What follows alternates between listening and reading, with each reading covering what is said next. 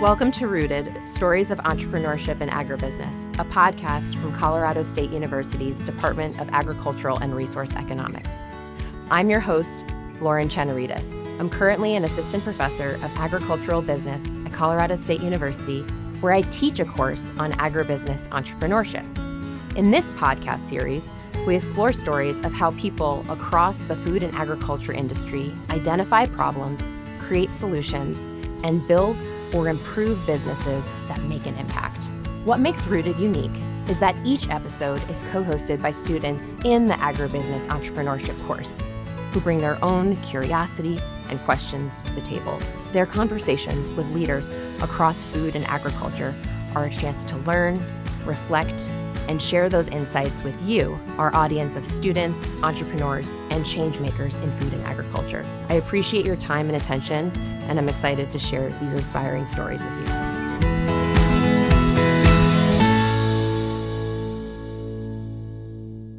I'm joined today by our student co-hosts, Tad and Dino, who are both agricultural business majors, and our guest today is Brandon Hernandez. Brandon is a senior partner at Whole Brain Consulting, where he leads teams that provide technical and strategic support across the food and beverage industry. He has served as chairman of the board at Naturally Boulder, board advisor to the USDA Regional Economic Development Council, and contributes to initiatives at CU Boulder, the Naturally Network, the Pueblo Food Project, and the California Dairy Board Accelerator. Brandon has spent over 15 years helping food and beverage companies, from early stage startups to global brands, solve problems in food safety, supply chain management, and operations. Based in Denver, he holds multiple food safety certifications and is widely respected for his work in quality systems, team building, and good manufacturing practices compliance. Amazing, Brandon. Wow, what a record. Welcome to the podcast. Thank you for having me. I appreciate the time to be here. Welcome. Awesome. So tell us a little bit about yourself, Brandon. Tell us about your history of how you got involved in the food and beverage industry. What appealed to you about that specific industry? So my getting into the food industry was a complete accident, which was I was finishing my degree in biology from here, CSU. Was thinking about pre-med, shadowed a number of doctors that convinced me otherwise. I won't get into their stories as to why, but they convinced me that it might not be the career path for me. If nothing else, it just didn't seem fulfilling.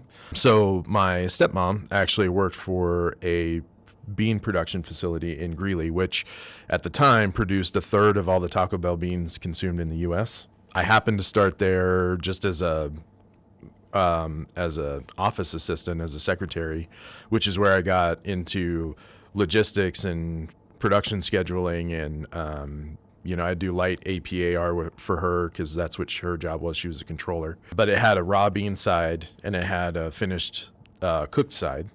So I got to see the mechanics of, getting field run and the contracting that goes with field run and dealing with farmers. And then the other side, manufacturing and producing for Yum Brands, a huge company, still to this day, obviously. So it kind of gave me a taste for what the business would be. And then there was a opening in the QA lab at the facility that just happened to fit well within the schedule that I needed because I was still finishing school, and I had a wife and a kid at home, so it was like, well, I need to finish this.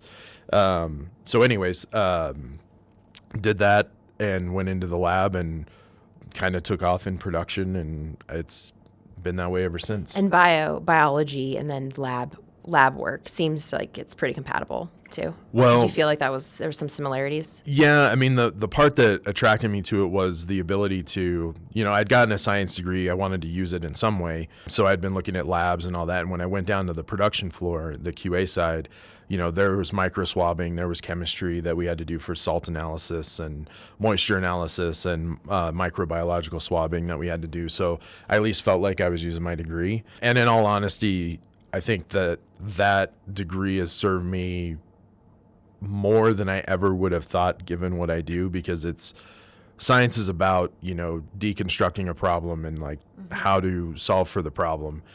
So critical thinking skills that go with that and sort of what you need to think about. And so as a food safety career or even food production in general, as you're building large scale lines, it helped inform like, okay, what are the pitfalls in this? What do I need to be looking for? Like, or if I have a microbiological outbreak, like, vectoring, and what do I do for, chasing down microbiological outbreaks in a production facility. So I think from that standpoint, it was kind of fortuitous to be a biology degree, but it's even more lucky that I actually get to utilize that degree.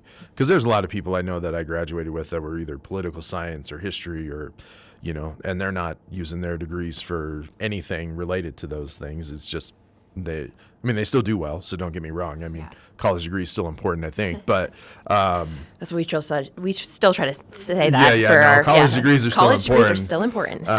But it's certainly my ability to turn that science degree into something that I can still use to this day is something I enjoy. So and the food safety aspect too, I think must be one of the most important things that food companies are concerned about, at least from like a prevention side. It'll be shocking for everyone to learn that up until FSMA acronym, the Food Safety Modernization Act, people would be generally surprised how Wild West it was. Or can be in the food, especially because in FDA land, FDA controls 80% of the food product. USDA is only 20%. You would be surprised some of the things some of the facilities I've walked into, even here in the U.S., that you walk in and you're like, how in the hell does anybody walk in here and allow you to run? How is this possible? Like that you're allowed to continue to do this and operate this way? I've found Norway rats, I've found cats, I've found raccoons in facilities, and I'll be like, how in the hell do you get away with this? And they're like, and I'll ask the owner, like, well, the FDA was just here a month ago, and it's like, wow, with their eyes closed. Up until FSMA, it was more Wild Westing it. Now they try and put some form and structure, supplements or cosmetics now. Cosmetics have the new updated requirements. Again, I've been into some supplements or like some makeup manufacturers. I got sent to a makeup manufacturer in 2018. And I remember walking through the place. I was like, people are going to put this on their face. Like, what are you doing? Like, this is a rotting facility with like mold and water everywhere. And, you're making things that people are going to put on their face and all that. And it's like, nah, all right. Like, so you go out and try and make it as good as you can. But anyways, the FSMA is helping to kind of steer that. We're nowhere near what the EU is or like, the CFIA in Canada and things like that. But we're getting better, but it's like anything else. There's a lot of bad actors out there that fight to not have to meet those requirements. And it's always interesting to see. Yeah. What do you think drives that? Why are there... It's all money driven. Every dollar I spend on the floor, my cost per square foot to operate this facility can't go up, 10 points because I need to do micro swabbing now. So there's a lot of resistance to that. And realistically, food manufacturers in general, they may operate, when you're negotiating a deal with them, they may operate on a 20, 30 gross margin. But when you back out all of their other required costs to operate the business, their net margin, if they're a good running facility, their net margin may be, 2-3% a year. Yeah. Wow. And so, they are on a razor thin because you have the retailers that make it, because of COVID, they make it much harder to pass through price increases now. You have to justify the price increase to them, even though and I'll say they as like the retailer, I won't throw anybody under the bus, but in specifics, but they'll say, well, they'll take their own increase because they can do it. And, the brand goes to take an increase because they need to make more margin. And then, all of a sudden the retailer's like, well, we can't raise prices on people. And it's like, that is total nonsense. BS. So, there's a lot of different things that drive inflation in food manufacturing, especially, or cost issues in food manufacturing. So it makes it interesting to watch. I was reading an article, say a week ago, and it was addressing how sometimes the FDA only does a inspection maybe once every 5 years, 5 to 10 years, which I found like ridiculous. So they're legally required because of FSMA every 2 years. But when they got FSMA passed, they didn't fund it. So it means Who's going to inspect it? Who's going to serve as inspectors? they were 35,000 auditors short before the current administration. And then the current administration started slashing the FDA budget for a lot of other stuff and actually fired inspectors and auditors. It's like, well, they can't meet the legal requirements. So what they do now is they'll do a risk assessment and basically say, okay, what is the level of risk associated with what's being produced in the facility?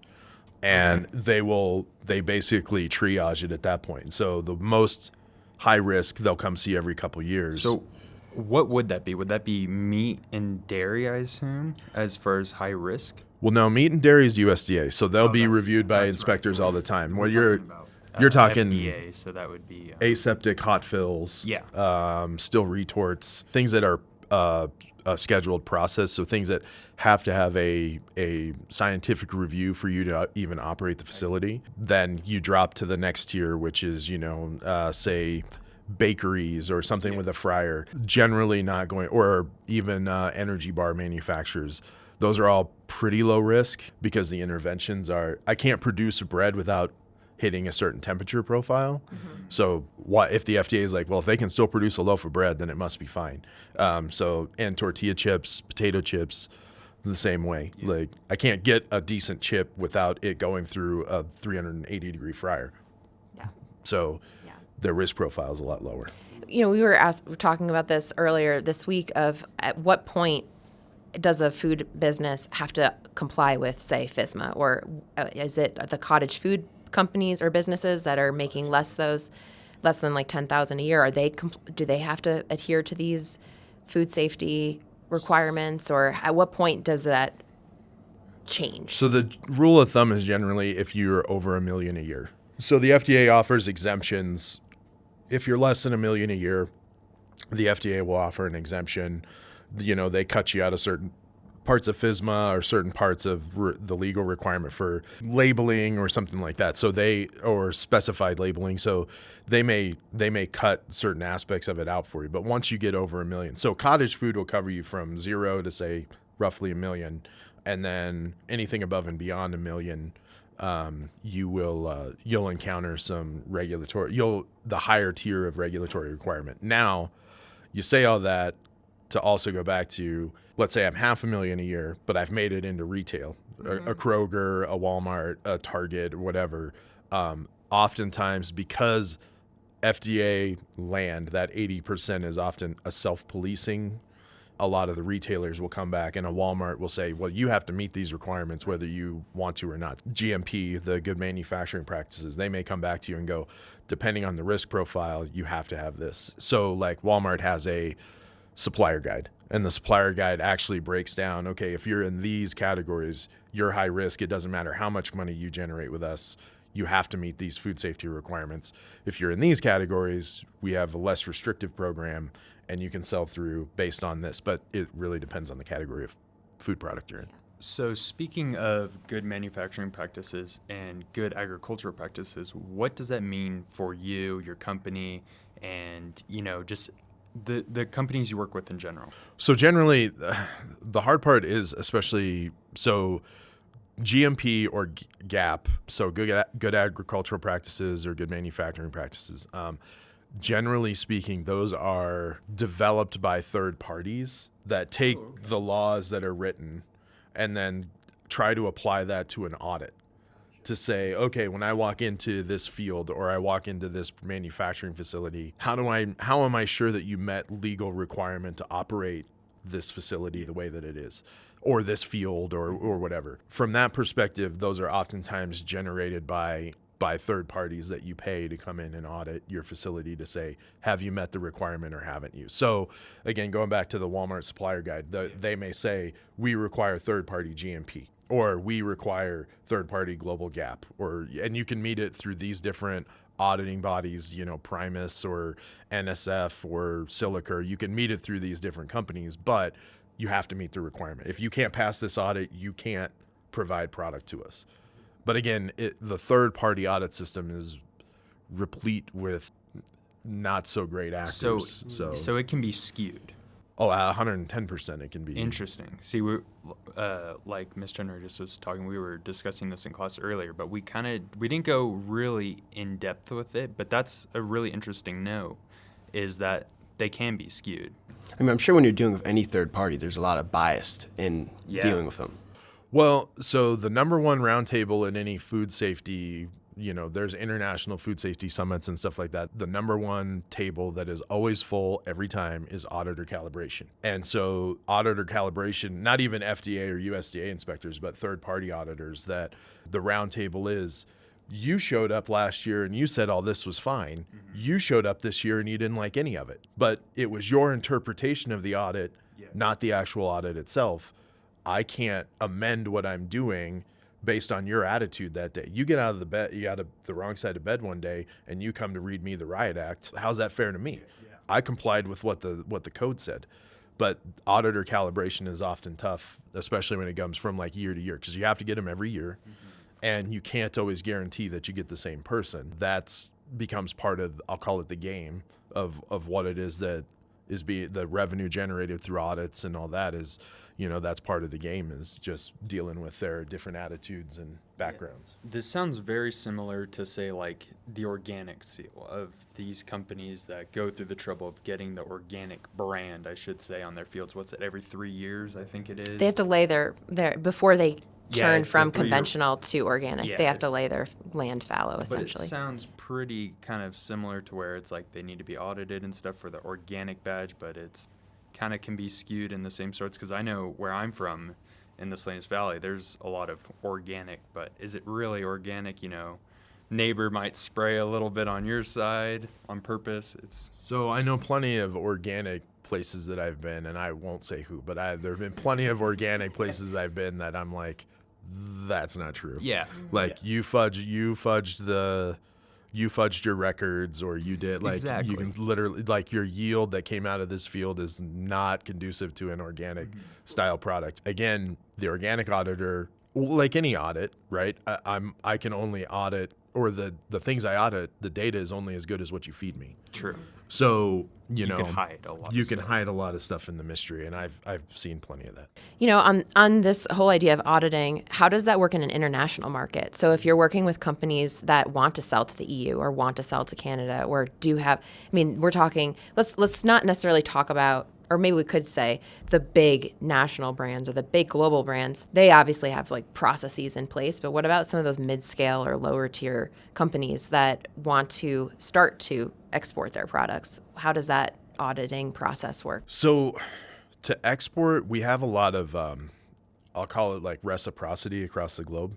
So especially with like the USDA, depending on what you're talking about, chicken or cattle, or we have a lot of international reciprocity deals that are done that say, okay, if you're in this type of facility, you are equal to what we would require, so you can ship out to. So a lot of people don't know that we broker, the U.S. as a country brokers a ton of cattle from Australia through us into the EU, into different markets, and it's all based on the reciprocity agreement that did you meet the ear tag requirements or the hormone schedules or antibiotic schedules, things like that. But when it comes to FDA, there's countries in this world where, I'm not picking on Dubai, but I've done it before, which is, I was producing popcorn, and all I had to do was produce a certificate of free sale. Basically, all the certificate of free sale says that I'm an FDA registered facility, or I'm a federally reviewed facility in the country where I'm producing, and that was enough for the EU government. I shipped container loads of popcorn, and all I had was this one piece of paper that said, no, the FDA knows I exist and that I'm here. Okay. Okay, great. Ship whatever you want. And is that something that the company produces, or that they have to like download a specific form and get it notarized, or how formal is that process? When I did it, it's not terribly difficult. You print it, you fill it out. No notarization was required. It was just, give me your registration number, give me that. Now, not every country in the world does that. There are some, like when you're in the EU, then you have to show like, okay, how did I meet compliance to EU standards? Mm-hmm. Does this product fit the profile for what we allow in the EU? So they're a little more sticky about what they'll allow and what they won't. But there are other countries that are like, does the FDA know you exist? Great. send whatever you want. I find that really interesting because from what I've seen, the EU just thinks of the FDA as like a joke. As far as like I was reading about bread, they say a lot of American bread has been fortified with a lot of things. And EU just says, no, we don't even see this as bread. A lot of cases they'll see it as cake or something. I was reading about like a Subway loaf or something. It was seen as cake. And so I'm just curious how the EU could see some of the things done by the FDA is okay, perfect, and some of the things as we don't want that at all. A lot of it has to come down to the genetics and the genetic mutations that we put into our own food that we allow. Yeah. Hopefully Monsanto doesn't have me struck down, but you've got like our wheat. Yeah. Our wheat here is generally, because of all the genetic manipulation we've allowed, is not what the EU would consider. Ours grows to 6 feet, 8 feet, theirs grows to 3, right? Like, so they know that manipulation has happened. And I know plenty of people that have gone to the EU and they're like, I can't eat bread in the U.S., otherwise I swell up or I have issues, I have digestive problems. They go to the EU and they get Italian zero flour or whatever their equivalent is, and and all of a sudden they're like, I could eat bread again. I didn't feel like garbage. I didn't swell up. Like, there is very specific reasons for it. And the EU, I mean, realistically, when you go into an EU production facility, it can be worlds away different than what you may see here. In a good way or bad way, or just different? I think I mean it in a good way. I mean, it's definitely presents a lot cleaner than some of the places that I go here. Interesting. Like here, you can walk into anywhere and people are in their street clothes. Some places they don't even give them lab coats. They're literally in their street clothes with just gloves on. Looks like an oversized. At least there's gloves. Kitchen. At least there's gloves. Yeah. Could always be But worse. the gloves were not a requirement up until 10 years ago. That's amazing. So you could, as long as I wash my hands, I could sit there and I could do whatever I wanted in the. We were just watching a video on Haribo's manufacturing facility in Wisconsin, and thankfully they were handling the gummies with gloves on, and they were tight. So just those sorts of things. I mean, how much does the average consumer know about what's happening in the production facilities? Say somebody is intrigued by this part of the food supply chain, the inspection, auditing, food safety handling. What should they do to get involved? Like, did you need certifications? Did you have to go to special workshops or classes? Like, what would be the journey for this person who's interested in this, like, part of the supply chain? So if you were going to go, say you wanted to be an FDA or USDA inspector, just you wanted to go like the government route, oftentimes you can enter that and then they'll put you through their training protocol. They have, facilities and like the FDA training grounds in Florida, or the USDA will basically do whatever local office, right? So you'll go through a training program, like how they expect your inspections to go or what you need to be looking for. Third-party auditing through, again, the FDA side where it's Silica and NSF and all that, you can go straight away and get jobs there, and they'll put you through training through like specific, internal auditing training and stuff like that. I would say that generally speaking, you will get the hardest time from somebody like me if one of these young men showed up and then they started reading me the riot act about what I'm doing. The first thing I'd be like, hang on, this is my facility, number one. Number two, I know the microbiologicals. I know what the issues are. Is it because you don't have any gray hair yet that, you haven't been through enough facilities to see what's going on? Because I can tell you right now I'm food safe and I have the testing to prove it. Generally speaking, you could get into that, and I know the third-party audit system's looking for. I always say if you're going to try that, I would always say go to like Costco or go to Walmart, because they have internal QA teams that they expend a lot of time, effort, and energy to not only put you in good training situations, but then secondarily like, hey, sometimes this is life.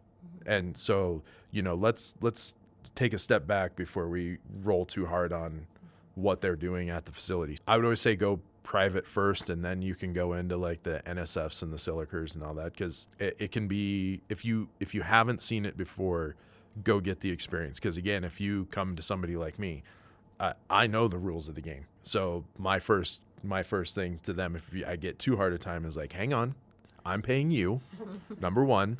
Number two, this is supposed to be a learning experience for us both. And if I have to teach you more, then that's what I'm going to do. Because you might, as the auditor, you might have the right to extend the audit as much as you want. I have the right to call your boss. And I have a right to understand what we're doing. And I'll be the first one that does that. That's why I get paid what I paid and I get to do what I do. Because I've been in a couple audits where I'm like, stop, like, get your boss on the phone. I want to know what's going on. Are we doing your interpretation of what's happening here, or are we doing the actual audit? Because I'm not sure what we're doing now. And so that's part of, and I nobody believes me because there's a handful of people that have seen it. I've done it to FDA inspectors, USDA inspectors. I've done it to third-party auditors. I don't care. It's like, stop. I'm not here for your bad day, or maybe you got in a fight with your wife last night. Great, wonderful. Go take it out somewhere else, not here. Yeah. And I think too, like, because it is somewhat voluntary on behalf of the food manufacturer, it's that, you're trying to do it for getting in a supplier's list for these retail companies, or maybe these other companies are doing that so they can get on Walmart's approved list. So the fact that there's this mutual reciprocity in that process is pretty important. Yeah. And it certainly can be. Just remember that too many people, the first thing I teach any food safety person, especially that when I go into a facility that's failed, say like that year or a couple months before or whatever, the first thing I'll do is like, let me observe the next audit. And so then I'll sit and I'll observe. And I was like, why do you keep rolling over and playing dead? They literally were wrong and you allowed them to act this way. So you get what you tolerate. So quit tolerating it. Like you can't take this and then when we go off to dinner that night, you cry at dinner because you got rolled for 10 points that day. It's like you could have fought them, you just chose not to. And what happens if they fail? So depending on the nature of the failure, the bigger 3-day audits that are GFSI, so Global Food Safety Initiative, those are 2 3-day audits of facilities. You can get put in probation, which means that, in 6 months they're going to come back and review you, and then they'll be back 6 months after that. So it's kind of probation. If you outright fail, depending on who you're dealing with, they will either allow you to fix everything and have it again in 30 days, but they'll have some time horizon that says, okay, we'll re-audit in 60 days. So you have 60 days to get your collective stuff together, and then we'll come back and audit. If you get it done sooner, great. If not, then we'll be back at day 60. So generally there is a mechanic to get back like in the good graces relatively quickly. It just depends on the nature of the failure. And in that period of waiting, nothing happens? Oh no, like most people, if there's again, depending on the nature of the failure, there's either a huge CapEx assignment for whether it's floor repair, building repair, infrastructure issues, or it could be your paperwork was woefully deficient. So you call somebody like me and we go in and we fix all the paperwork and make it amendable to whatever it is that they're doing. It just depends on the nature of the failure. So going more into whole grain, you guys focus on so many different sectors in agriculture, from like supply chain, product development, food safety. So how do you decide when to add more sectors to whole grain to do more in consulting? So generally speaking, like everything else I've done in life, even starting whole grain, it was more a function of random observation. So what I mean by that is like there's a need here and I just happened to stumble into it. I'll tell anybody that most of my journey is probably attributable to luck, right? Like I didn't do like I wasn't, I wasn't sitting there like some genius, like, oh, if I did this, I'm going to add this much line items to my P&L. It never worked like that. It would literally be, I'd be walking somewhere and I was like, if you did this way, this would actually be more efficient. And then I'd quickly do the math, like, yeah, you could get 30% more out of that line if you did this way. I did that 3 times. Now all of a sudden we have a CI team, a continuous improvement team. Because they were like, hey, could you come and do this at the rest of the facility? Or I have 4 facilities. Could you go walk through? It's like, sure. The food safety one was the only one I went out with intention. And that was, I was coaxed into going into food safety consulting by a then friend, my first business partner. But beyond that, it's all been, You just see a need and then you're like, oh, I think I could figure out something to do with it. Well, no, that assumes that I saw it. Like, that assumes I knew I was looking at. Like, I'd be like, no, if you did this way, or in your supply chain, if you hooked up with this, distributor, and then you went over here, you'd actually save a bunch of margin points, or, you're going to save on shipping costs or whatever. It was just random knowing what I knew from my first job and then observing. Yeah. And it's like, it was supply chain. Is it because you could experience what they were experiencing, almost like put yourself in the shoes of those people, saying, that allowed you to be observant because you understood what they were going through? I have two qualities that have served me well. One being just generally observant, which I think comes from the science background stuff. Like observing a system, you change the system, right? Like that's just part of it. Second is that I am a pain in the ass when it comes to that. I can be opinionated about just about anything. Like you ask me, I'll be as politically correct about it as possible. But there'll be times that I'm like, that's BS and here's why. Like, and then I'll say like, you've been doing it. We walked into a juicing facility. I won't say who, because everybody would know, but $250 million a year. And we walk in and we look at their supply chain sheet, like what they're paying and all that. I'm like, I had looked at the market the day before, and I'm like, you're like 30% over. Like, why are you paying this much for this material? Especially because you're a $250 million facility. These prices should be going down for the volume you're pulling, not going up or staying where they're at. Mm-hmm. And sure enough, we had pulled their sheet, pulled an RFQ, a request for quote. What really got me in trouble was we did it to the same supplier they were already using. And we had white labeled it, saying, well, we can't say who it is. But one of the sales guys looked at the numbers, and he had already given the pricing, and it was 45% cheaper than what they were paying. And the guy calls me all pissed off, like, hey, like, you didn't tell me this was for so-and-so. I was like, it's not my job to tell you. I was like, if you were really a good person, you would have given them this discount because of the volume they're pulling. Right. Now I found it, and now you're going to give it to them. And so we'd saved them over $10 million the first year in raw material costs, because they were sitting there just because internally the supply chain person hadn't looked at contracting or their numbers in 10 years. It's like, you got 6 people in your supply chain. Like, why didn't anybody look at this?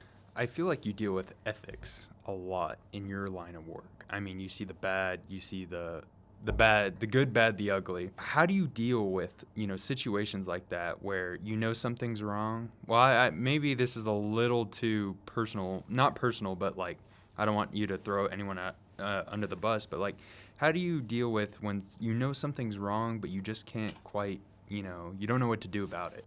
I will say this, that it's served me well. It's probably gotten me respect that I wasn't anticipating. And this is not me tooting my own horn, because I hate that. I'll go back to that previous example. The sales guy knew it was me. Yeah. And so he called me direct. He called my direct. There's so many people that have my cell phone number that, he calls me out of the blue and starts reading me the riot act. My literal answer to him was, well, you should have passed through. Well, and he was like, well, you know me. I thought we were friends. And I was like, I'm not here to be loved. Like, they're not paying me to be loved. Like, I got friends. Anytime I get into an argument with an auditor and they really want to go at me, I'm like, listen, I got drinking buddies. I don't need you to have a beer with me. I don't want you to go fishing with me. I don't care. I'm here to get the job done. So either you do your job right, or I'll make you do your job right. And I don't care if you like me after this. When you get into business, and especially the food business, everybody wants to be loved and everybody wants to be liked. And, you walk into the room and it's like, listen, if you do your job right, eventually, even those people that get mad at you, they will come around to the fact that you were right and that they should have done it. And there's very few places that I go where somebody that was mad at me is still mad at me. They'll come to me and be like, yeah, I probably should have. Yeah. People respect boundaries. They maybe not in the moment, but they come back to it. Yeah, they'll eventually get there. So do you have any advice for, students or entrepreneurs that are wanting to start a business, know that maybe their road is a little skewed, say financially or something? How do you stay on a straight line to where to stay honest, to be true to yourself? Because it sounds like when you started your business, you were always, standing up tall, true to yourself. And, how do you correlate that with, entrepreneurs? I tell anybody, whether it's, doing the naturally network stuff or students elsewhere that I'll talk to, nobody gets out of small business unscarred. When I started in the food business, 15, 16 years ago, I was 6'2" with blonde hair. I was beautiful. And now look at me. Like, you don't get through what you've got. Don't go through it expecting not to be scarred by it. Yeah. If it means something to you, then do it. And don't half-ass it. Don't be 1 foot in, 1 foot out. Like, if you need to carry a job of 9 to 5 for the first year, that helps kind of facilitate what it is you're doing. But once you get to an inflection point, there'll be a point where you can't spread yourself far enough, and you have to make that decision. And the decision is always scary. Should I do this? Should I not? Because one is everybody, the safety net of a W-2. Like, I don't have to worry about P&Ls. I mean, I do to a point, but I don't have to worry about the P&Ls. I don't worry about business performance. I don't have to, because my check is essentially covered. Yeah. I know I don't have to worry about it. Whereas when you get into your own business, it's down to, what's the expense of the pencil I buy today? Should I be buying that? Anybody that gets into entrepreneurship or wants to have their own business, be prepared to fight. And I don't mean like fight everybody. I mean like be prepared to push yourself, because there's going to be seasons that you go through where you're like, I can't get over this hump. I don't want to do this anymore. And you have to decide, is it worth it? How do you get out of those seasons? Like when someone's in that low valley, where do you go? Those are the times that will define you more than everybody. Everybody can wander around and, bask in the glow of success. It's the valleys that you get into where it's like, how do I get out of this? And everybody's peaks and valleys are different. Is it a cost pressure issue? Am I charging too much? Am I not charging enough? Is the business not performing? Is my EBITDA not high? Like, pre-2018, most PE firms didn't care about an EBITDA positive business. They cared that you had higher sales numbers. So they didn't care if the business actually made money every year. They cared that you had a $30, $40, $50 million a year brand, and then they'd value your exit at that. Now, because of COVID and everything else, and because of what COVID did to supply chain and cost pressures and all that, the first thing that a lot of PE firms did during lockdown was, you have to start running an EBITDA positive business, because we're not going to give you any more money anymore. EBITDA. Oh God.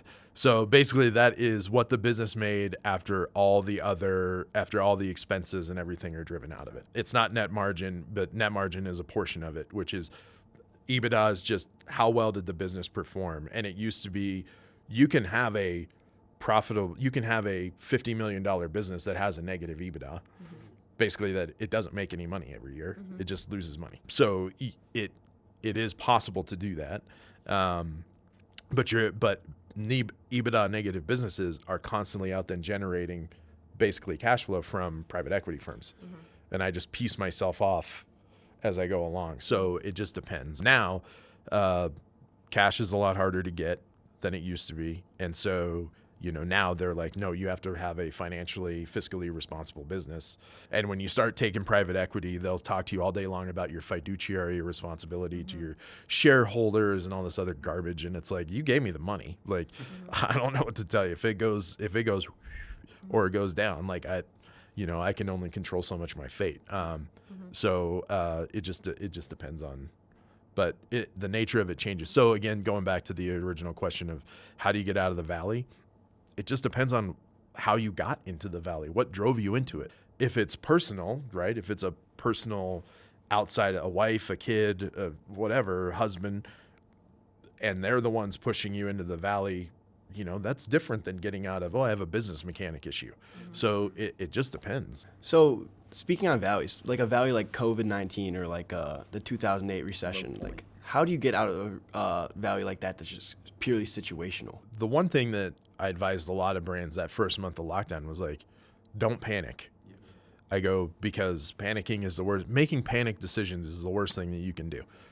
Take it, sleep on it, take a day, whatever it takes. But especially when it came to COVID, the pressure during COVID was more, if you produced it, somebody was going to buy it. That became the issue in COVID for food brands was that it didn't matter what I charged for it. If I put it on the shelf, somebody was going to buy it because you had an entire populace that was panic buying. I just need anything. So I'll buy because I want my kids to eat, or I want to be able to have a variety in my pantry. So if I charge $10 for a bag of chips, somebody was going to buy it. And so you had a different issue, which is a concept that we're running into. We continue to run into it. And it's not an actual technical term. It's stickyflation, which is that if I take, and I sell this for $10 a bag, but all of a sudden my ingredient costs drop, my cost to manufacture drops. From a moral standpoint, if I'm running an EBITDA positive business, how much is enough? And so stickyflation being, well, I got Kroger to approve my 30% increase, but now my costs just dropped 60%.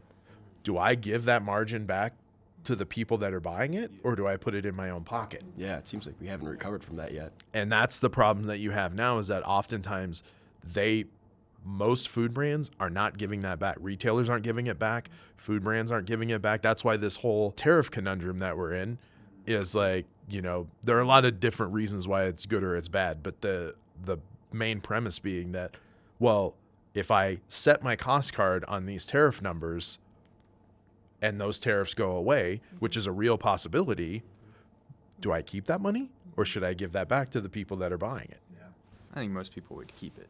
Just as we were stating about ethics and stuff, I think in our world today, a lot of people are financially driven, because there's a lot of unknowns in today's world. And I feel like a lot of people would choose, no, we're going to keep it and just keep prices going up. I don't see prices going down anytime soon. Yeah, and the research is mixed too.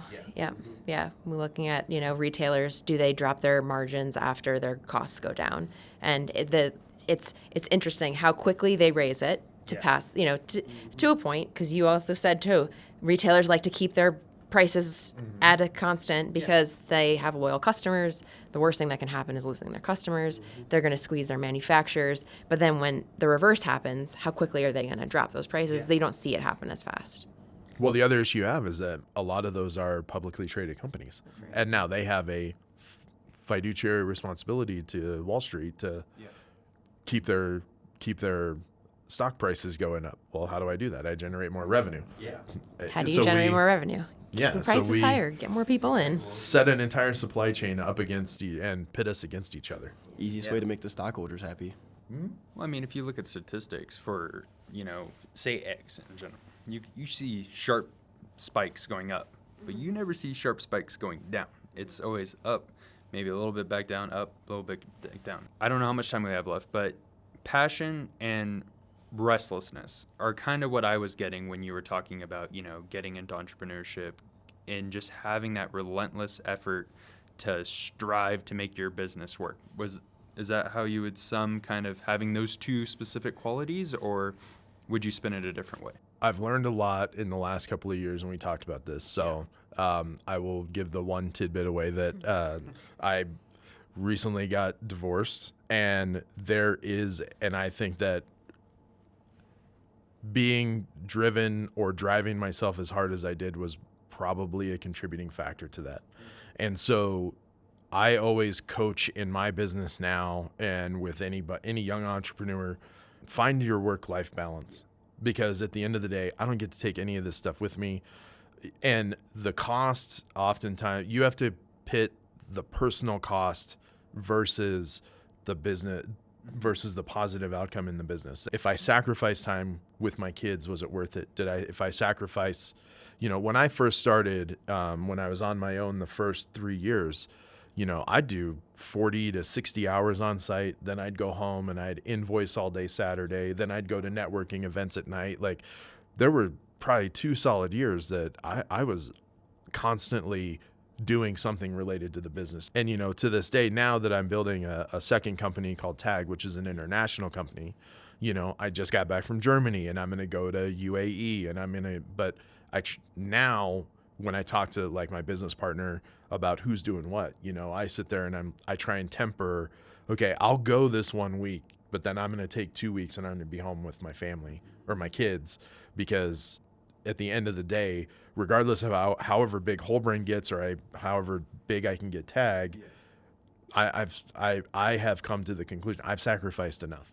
Mm-hmm. I have a comfortable life. I've sacrificed enough. I don't mind building the second thing, but I have to learn from my mistakes in the past. Mm-hmm. And so I have to go revisit like how I did it. Because ultimately I know how I am from the perspective of once I get something in my mind that I'm going to do this thing, I will do it. Yeah. I'm going to do it. And I had to learn to, throttle myself back. Like, hey, there's a certain level of expectation of yourself that you, like the list that you went through for the boards and this stuff and all that. This is fun. I like doing this. And so, but the board stuff and all that, everybody's like, how do you do this all day? Or, you have all these things that you do. And it's like, you're talking about each one of those is an hour a month. Yeah. Like we're not talking a huge lift. So it seems impressive, but realistically it's not a huge ask to contribute to those causes. I find this really fascinating. Hearing this from a successful business owner, a lot of the business Harvard Business Reviews that we do and the podcast or the case studies. The case studies. I'm blanking. Excuse me. We see these these entrepreneurs, these people that have this vision, this passion, just jump, just take that leap and just head straight forward, full throttle. And I feel like a lot of the times, doing what you just said is taking a step back, thinking, kind of calculating your risks, thinking what do I want from out of this, and just taking that extra time makes all the difference. And it kind of sounds like first thing I talk to young entrepreneurs about, or even when I was like running a facility and I was training people, the first thing that I would add, if you came to me with we need to do this way. Okay. The first thing I would say is, or else what? There's an or else in every argument. And even when you're building your own company, I have to do X. You have to ask yourself, or else what? What's the or else? There's always an or else in the argument. If I do X, what happens to Y? And the problem that entrepreneurs have is, one, they don't trust their own instincts enough. But then secondarily, they're so busy trying to look at the whole picture that they don't take a second to actually look at the whole picture. They get lost in, well, this is the business picture and I have the personal one over here. And it's like, no, those are one and the same. And you have to put those together and you have to say, well, if I do this, what is it going to cost me over here? But that's the or else in the argument. What does it cost me over here? You don't spend enough time doing that. Oftentimes I would frustrate many people I was training. Like, don't come to me with a one-way argument because I'm going to ask you what the or else is. And if you don't know, I'm going to tell you to walk right back out the door that you came in until you can come up with it. Because it's not my job to think of all the solutions. Like, if you have a problem, what Teddy Roosevelt, complaining about a problem without offering a solution is called whining. So go back out the door until you have a solution for me. Those are I will help contribute to it, but you didn't ask me to do that. You came and you gave me an ultimatum. Go back and come back when you have an answer. That's what I want to know. And I think, Brandon, having someone in my life like you to remind me that, hey, there is an or else, I think even just as someone who's proximally an entrepreneur, I think is good advice. I will even take that. I'm not a student, but I'm still a student. I'm always a student. Everyone's always a student. We have time for maybe one more question, so I'll turn it over to you guys and see if you have any final questions you want to ask Brandon before we turn it in for the day. The one final question is, so you attribute a lot of what you do to luck, obviously, but so you started your consulting career with 100 business cards in your pocket and went to a conference in New York. You kind of brought in the mindset, I'm going to make this work no matter what. Is that kind of a mindset you've brought throughout your whole company, throughout your whole career? So it was when I first started. I had got a business deal go bad.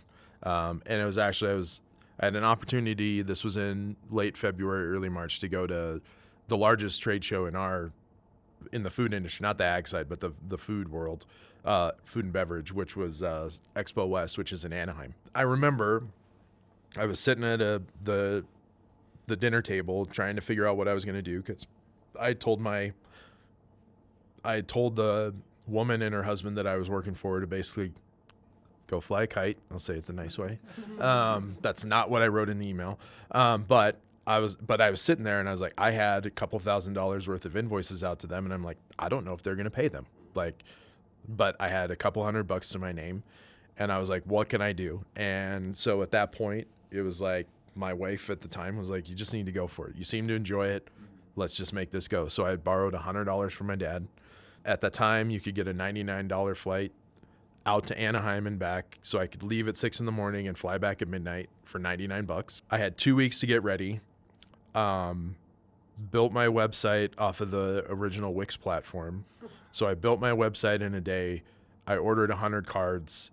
I booked my ticket, flew out there. I knew a handful of people in the industry, and one of the guys that I knew, I don't want to get him in trouble, but he had basically taken one of his employees, because at the time, now they check your ID versus your badge to see, but at the time they didn't. So he got me a random guy's name, gave me the lanyard so I could go into the trade show for a day. And he's like, I just told my guy to take the day off and you could have it. Okay, great. Went through all 100 cards, weaseled my way into a party that night so I could eat. So I ate dinner at this random party. I can't remember. It was like a private equity party. Got in a cab, went back to LAX and flew back at midnight. And that was the first day of the show, which was at the time was a Thursday. I get back, sweat bullets for a couple of days, and then it was the middle of the following week that I picked up 12 people out of the show, because I had been introduced by enough people that knew. Because when you're in consulting, your referrals generally carry you. I mean, everybody will tell you, like, if you're a consultant and your referrals don't carry you, you're probably not a very good consultant. So, especially when you're a one-person band.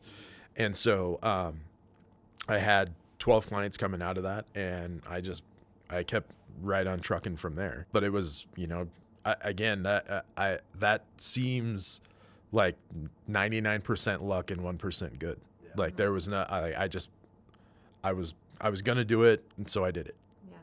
Determination too, to just know that you could trust yourself, and that when you showed up there, that you could get it done in the time frame that you were there. So awesome, Brandon. It's been such a pleasure getting to know you more. I think Dino, Tad, excellent questions, and I think all the students will be really thrilled to hear your experience. So appreciate so it. much. Thank you so much for having me. Thank you. Thanks. Yeah.